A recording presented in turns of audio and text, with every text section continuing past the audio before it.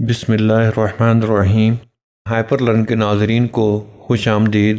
آج کی ویڈیو ایک ایسی پاک باز خاتون کے بارے میں ہے کہ جن کو ہمارے پیارے نبی حضرت محمد صلی اللہ علیہ وسلم نے 4 عظیم عورتوں میں شامل کیا ہے۔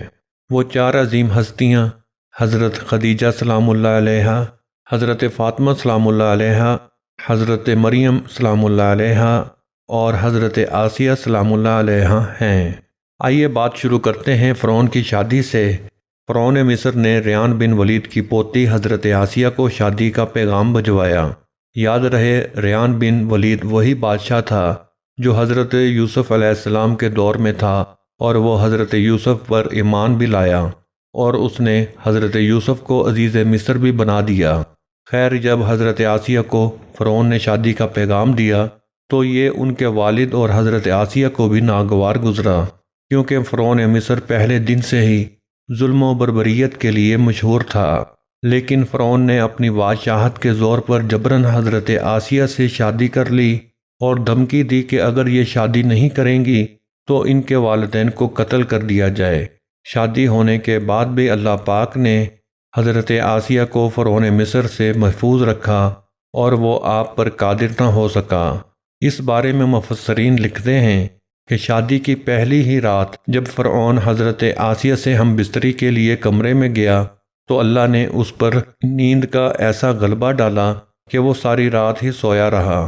کچھ کتابوں میں لکھا ہے کہ اللہ نے فرعون کو نامرد کر دیا تھا، جس کی وجہ سے وہ حضرت آسیہ سے صحبت ہی نہ کر سکا، اور بعض نے لکھا ہے کہ فرعون کو ایک ایسی عجیب بیماری تھی کہ طبیبوں نے اس کو ساری عمر صحبت سے منع کر دیا تھا۔ دیکھا جائے تو یہ بھی حضرت آسیہ کی ایک طرح سے کرامت بھی کہ اللہ نے انہیں کیسے فرعون کے ناپاک جسم سے محفوظ رکھا۔ بعض روایات میں فرعون کی ایک بیٹی کا ذکر بھی ملتا ہے۔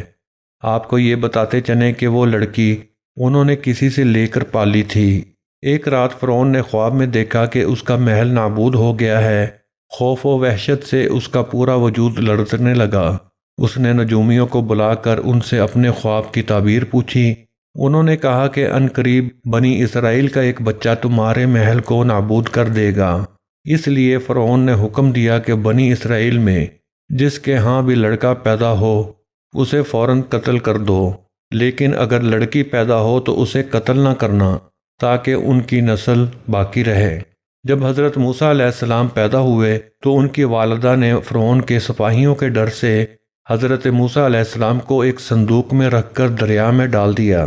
دریا سے ایک نہر فرعون کے محل کے قریب سے گزرتی تھی۔ یہ صندوق بہتا ہوا اس نہر میں چلا گیا۔ فرعون نے حکم دیا کہ اسے محل میں لا کر کھولا جائے۔ جب صندوق کھولا گیا تو اس سے ایک خوبصورت بچہ نکلا۔ قبطی زبان میں پانی کو منہ اور درخت کو سا کہتے ہیں۔ یہ صندوق پانی اور درختوں کے درمیان پایا گیا تھا۔ اس وجہ سے حضرت بی بی آسیہ رحمۃ اللہ تعالی علیہا نے آپ کا نام موسیٰ رکھا۔ حضرت آسیہ نے جب حضرت موسیٰ علیہ السلام کے چہرے پر نور دیکھا تو انہوں نے حضرت موسیٰ کو اپنا بیٹا بنا لیا اور فرعون سے کہنے لگیں، جس کا ترجمہ یہ ہے، یہ بچہ میری اور تیری آنکھوں کی ٹھنڈک ہے، اسے قتل نہ کرو۔ لیکن نامرد فرعون کہنے لگا، اسے تم رکھ لو، مجھے اس کی حاجت نہیں۔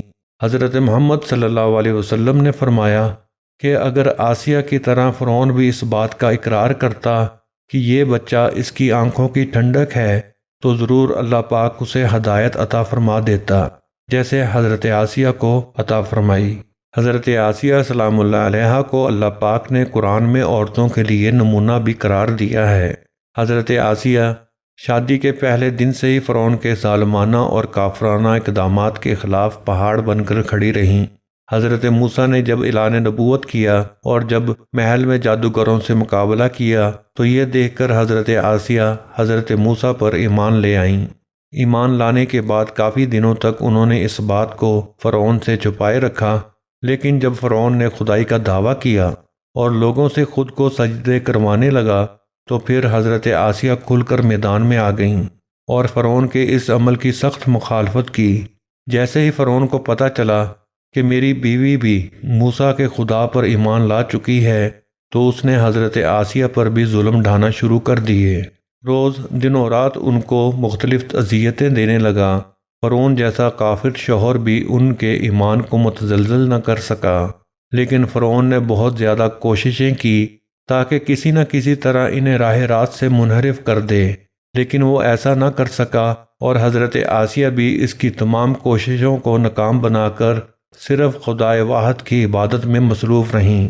حضرت موسیٰ علیہ السلام کے چاہنے والے فرعون کے سپاہیوں کے ہاتھوں ظلم و ستم کی بھینٹ چڑھ رہے تھے اور انہیں بے دردی کے ساتھ قتل کیا جا رہا تھا، یہاں تک کہ فرعون نے حضرت موسیٰ علیہ السلام پر ایمان لانے والے ایک شخص کو، جسے قرآن مجید نے مومن آل فرعون کے نام سے یاد کیا ہے، بڑی ہی بے دردی سے قتل کر دیا، جس کے بعد آسیہ کے صبر کا پیمانہ چھلک اٹھا اور کھلم کھلا فرعون کی مخالفت کرنے لگیں۔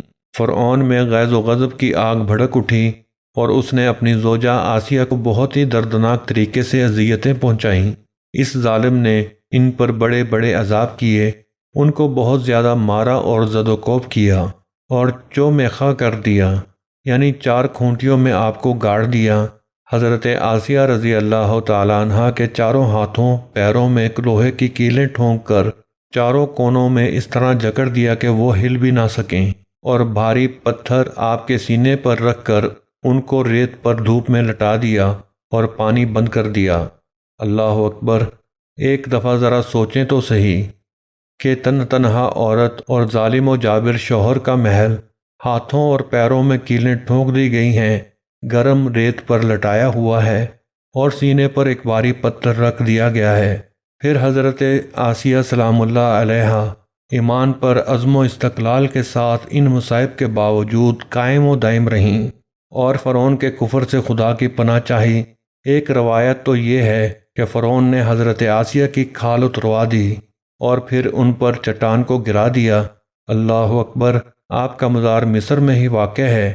تاریخ انسانی میں حضرت آسیہ کا ایمان پر قائم رہنا، ان کا صبر اور عزم و استقلال ایک بہت بڑا درس ہے۔